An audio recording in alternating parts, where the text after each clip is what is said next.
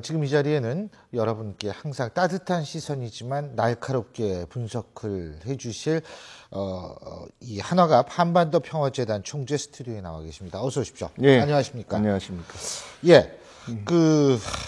이게 지금 우선 새정치민주연합 얘기부터 좀 해보죠. 예. 새정치민주연합 지금 동교동계 일각에서는 임시전당대회를 요구하고 있다고 하는데 일단 그 의미가 뭐라고 보십니까? 예, 임시전당대회는 이 체제 정비가 목적이죠. 예. 간접적으로 문재인 대표한테 물러나라는 그런 압력이죠. 예. 간접적으로 물러나라는 압력. 예. 근데 임시전당대회를 그럼 실제로 그 소집을 요구하면서 행동에 옮길까요? 아니면 일종의 지금은 엄포 상태라고 보십니까? 저는 이 새정치민주연합 당원 당규를 잘 모르겠습니다만은 아마 얼마 정도 대의원의 요구가 있으면 전당대회를 열게 되어 있을 겁니다. 예. 예, 그러니까 그런 사인을 받아서 중앙당에 제출하면은 전당대회를 열어야죠. 그러면은 실제로 임시 전당대회가 열릴 가능성도 배제하지 않고 계시는 거군요. 예, 그렇죠. 예, 그러고요. 꼭 책임지라는 것도 있지만은 또 재신임을 묻는 전당대회가 될 수도 있는 거죠. 재신임을 묻는 전당대회가 될 수도 있다. 예. 재신임을 받을 수도 있는 거죠. 아, 그렇죠. 예. 그렇죠? 예. 근데 실제로 지금 의원들의 숫자는 이른바 친노 쪽이 좀 더 많지만은 전체 당원을 보면 친노가 그렇게 많지가 않을 텐데요. 그렇죠. 당원은 아마 지난번 대표 선거에서 나타났지만은 문재인 대표가 당원들 투표에서는 졌다고 그러잖아요. 예. 바로 그런 이유에서 임시전당대회로서 재신임을 설사 묻는다 하더라도 그게 통과되는 건 쉬운 상태. 그렇죠. 그런 데서 재신임을 물을 수는 없죠. 그러니까 문재인 대표가 임시전당대회를 열 필요는 없습니다. 예, 다만 문재인 대표 보고 책임지고 물러나라고 압력 넣은 쪽에서 그 문제를 들고 나온 것이죠. 근데 이게 말이에요. 지금 돌아가는 거를 보면은 동교동계가 이렇게 나서고 막 이렇게 되는 이유가 결국은 정청래 최고위원이 주승용 최고위원에게 발언한 그것이 일종의 촉매제 역할을 했다고 봐도 되나요? 물론 그것도 이유가 될 수 있겠지만 저는요. 지금까지 당 운영 과정에서 친노와 소위 비노 이런 사람들의 감정이 이제는 극도에 달해 있는 거 아닌가. 이번 처음 아니고 이제 누적돼서 예를 들면 우리 속담에 그런 말 있잖아요. 가랑비에 옷 젖는다고. 여러 번 수년 동안 노무현 대통령이 신당 창당한 이후 말이죠. 친노가 주류로서 당을 끌어왔으니까 실질적으로 이런 것들이 이제 누적돼 가지고 이런 친노 반노의 대결 상태가 된 거 아닌가. 그래서 이 문제 수습이 말입니다. 그렇게 적당히 넘어가지는 않을 것 같아요. 근데 그렇게 누적돼 있는데 이게 아까보다 빡 폭발이 돼. 이제 화산이 폭발하고 있는 것 같다는 점 보는데 폭발하게 된 계기가 있을 거 아닙니까? 이게? 계기는 이번 예를 들면 일본도 무슨 어디 있는 화산에 자꾸 4.29 수증기가 올라온다 그러던데. 4.29 재보궐선거 결과를 가지고 얘기하지만은 그러나 이제 주승용 최고위원에 대해서 막말했다는 거, 그것도 감정의 악화 요인이 된 거죠. 일종의 그럼 호남에 대한 도전이다 이렇게 받아들여 가지고 이제. 글쎄요, 저는 그쪽 얘기를요 구체적으로 못 들었습니다만은 전라남도 도의회에서 그거 다 같은 당 출신 의원들일 겁니다. 거기서 맞습니다. 그 문제를 거론했다는 것은 그만큼 그쪽 감정이 그걸 계기로 해가지고 악화됐다 하는 걸 증명해 준 거 아닙니까? 지금 그리고요, 민주당의 평당원 10명이 징계 요구서를 이 윤리심판원에 제출을 했다고 얘기를 하거든요. 여긴 윤리심판원인 모양이네요. 자, 그 윤리심판원에 제출된 그거 이제 지금 강창일 의원이 새정치민주연합의 윤리심판위원장인 모양이에요. 근데 지금 그래픽 한번 보여주시겠어요? 강창일 의원이 이제 얘기를 한 게 뭐냐면 요구서가 접수된 만큼 사실관계 확인 뒤에 정청래 최고위원의 소명을 듣는 등 절차를 밟을 것이다. 지금 이렇게 나오고 있어요. 자, 일단은 징계 요구서가 제출이 되면 프로세스는 진행이 되겠죠. 그런데요, 이런 일은요, 제 경험에 의하면은 과거에 없었습니다.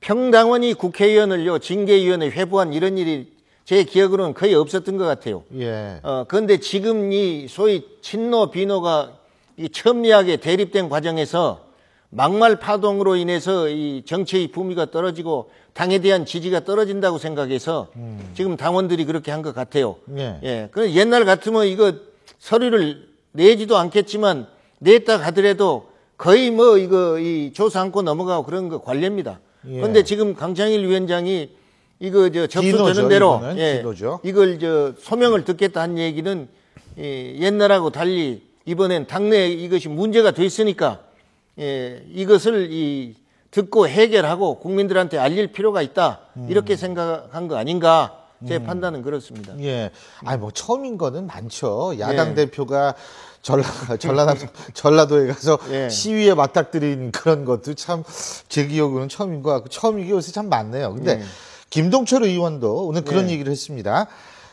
정청래 의원을 출당을 시켜라라고 누구를 직접 얘기했냐면 문재인 대표를 겨냥해서 얘기했어요. 그죠?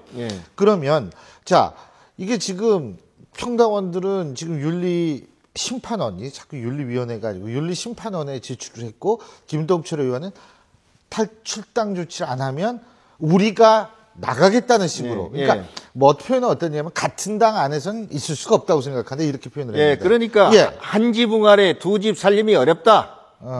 그런데 지금 당장 살림을 차린다 하면은 어떻게 보면 이거 분당이 되는 것이고 분당에 대한 책임도 있고 그럴 거 아닙니까? 그렇기 때문에 그런 말들이 이제 쌓이고 쌓여서 이제 새 당을 만들기 위한 명분을 축적하는 과정이 아닌가. 전 그런 생각이 들어요. 그리고 문재인 대표가 지금 대표를 그대로 가지고 갈 그런 심산인 것 같아요.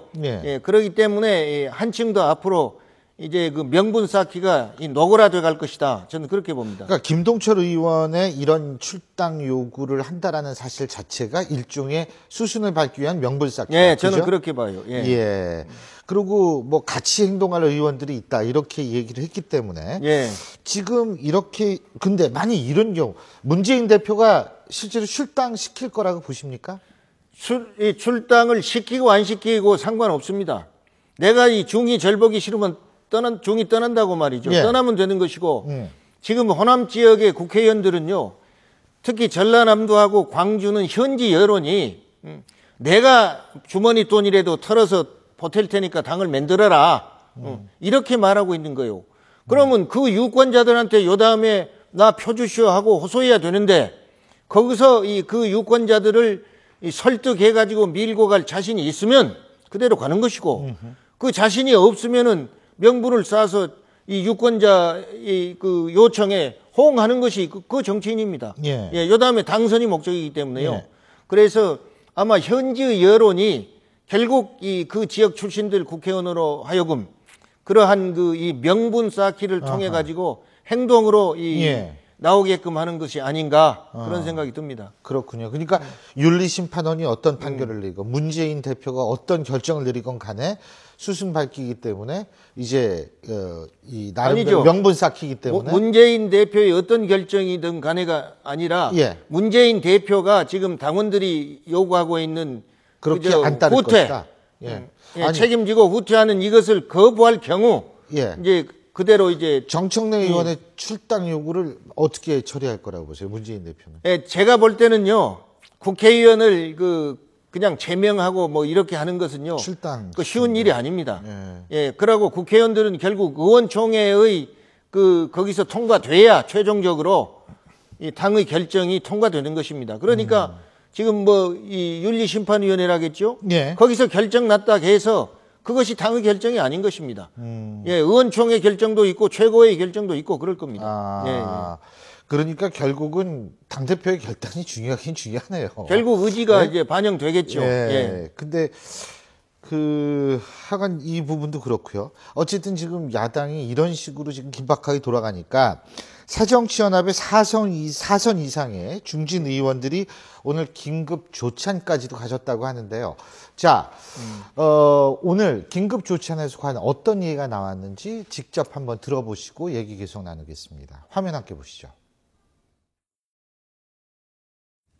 최근 최고위 사태와 관련돼서 진정성 있는 사과와 조속한 당 복귀로 최고위원회를 정상화시키되 품격 있는 최고위원회가 되기를 촉구합니다. 국민과 당의 신뢰를 회복하기 위하여 당 지도부는 모든 의사결정을 공식기구에서 공개적으로 결정할 것을 촉구합니다. 저기요. 공식기구에서 결정하기를 촉구한다라는 얘기가 그럼 여태까지 모두 비공식으로 했다는 얘기예요? 무슨 얘기예요? 그것보다도 공식 최고위원 회의가 늘 열렸잖아요. 그게 당 공식 기구지요. 그렇죠. 그런데 이제 그 당 대표가 당을 대표해 가지고 무슨 행동을 그 실천에 옮길 때 개인적으로 결정해 가지고 옮겼다 그런 취지 같아요. 물론 그 사조직 비선 조직의 말을 듣고 하는 거 아닌가 이런 얘기 같은데 뭐 당의 운영하다 보면은 저도 대표해 봤지만 그런 경우가 있습니다. 그렇기 때문에 매사를 전부 당 공식 기구에서 결정해 가지고 하는 건 아니에요. 그때 대표가 판단해 가지고 자기 그 결정에 의해서 독단적으로 행동한 경우도 많은 겁니다.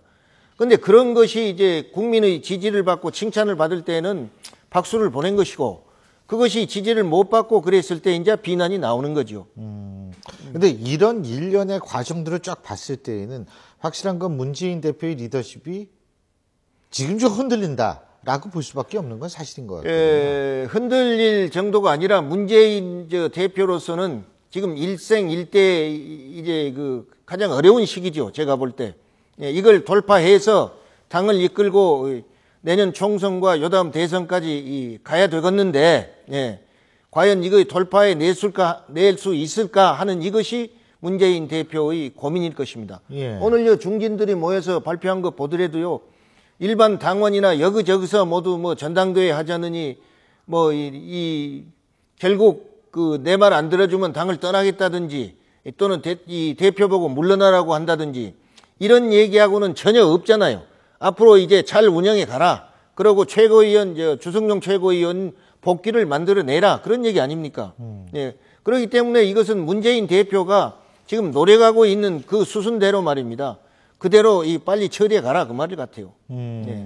근데요, 지금 주승용 최고위원 얘기 말씀하셨는데, 주승용 최고위원이 당무 복귀를 지금도 거부하고 있고, 사퇴 의지를 굽히지 않고 있거든요. 그걸요, 복귀할 수가 없지요. 막말하고 퇴장하면서 그만두겠다 했는데, 사과했다 해가지고 다시 자리에 앉으면 그것도 볼품이 안 좋습니다. 그리고 지역 의견도 들었기 때문에 그런 것 아닌가라는 분석도 있더라고요. 물론 그런 점도 있죠. 그리고 그쪽 지역 유권자들이 무엇을 원하는가, 당무 복귀를 원하는가. 그렇지 않으면은 철저하니 말이죠. 이 자기 주장대로 가가지고 결국 이 신당을 만들어라 한다든지 그 둘 중에 하나 아닙니까? 지금 근데 이종걸 신임 원내대표도 원내대표 되기 전에 손학규 전 대표를 만났고, 천정배 의원도 손학규 전 대표를 만난다 그러고, 손학규 전 대표는 그냥 가만히 있는데 사람들이 다 만나러 와요, 이렇게. 이거 어떻게 보십니까? 그건 이 정치하는 데는 언제나 있을 수 있지요. 이제는 당에서 무슨 이 전당대회라든지 또는 새로 출발했을 때 손학규 전 대표도 그제 앞으로 이제 추대할 인물 중에 하나라는 걸 증명해 주는 거죠. 그러나 저는 이 천정배 의원이 손학규 대표를 만나러 간다는 건 자기가 신당 만들 때 손학규 대표를 이제 같이 하자고 하는 거 아니면은 별 의미가 없어요. 왜 그러냐면 손학규 대표는 이 당을 버리고 신당 만들 사람이 아니에요. 제가 볼 때. 그런데 그러고 이 천정배 의원은 신당을 만들겠다고 공언을 했어요. 그런데 손학규 대표를 만나서 신당 참여가 되겠습니까? 그런 거 아마 제가 생각할 때는 천정배 의원이 그런 생각 안 할 걸로 보고 있어요. 그 손학규 대표 같은 경우에 그렇다면 지금 현재에 있어서의 새정치 민주연합이라는 정당의 일종의 대안은 될 수 있다, 이런 말씀이시죠? 그렇죠. 그리고 이런 순간 정치하다 보면요, 손학규 대표가 정계를 떠나겠다고 선언했는데 이런 사태가 벌어진다는 건 정말 정치인으로서 말입니다. 오늘을 인조해야 하는 거죠. 그렇죠. 그렇죠. 자, 문재인 대표는 어떻게 해야 돼요, 지금? 그건 본인이 결정해야죠. 그런데 이 문 대표가요, 이제는 여러 가지 면에서 실기했어요. 실기했기 때문에 이래도 결국 그 당원들이나 국민으로부터 이 화끈하게 칭찬 못 받고 절에도 칭찬 못 받고 지금 굉장히 진퇴양난인 것 같은데 아마 이 문 대표는 이대로 가기로 결심하신 것 같아요. 제가 생각할 때는. 예, 뭐. 알겠습니다. 예.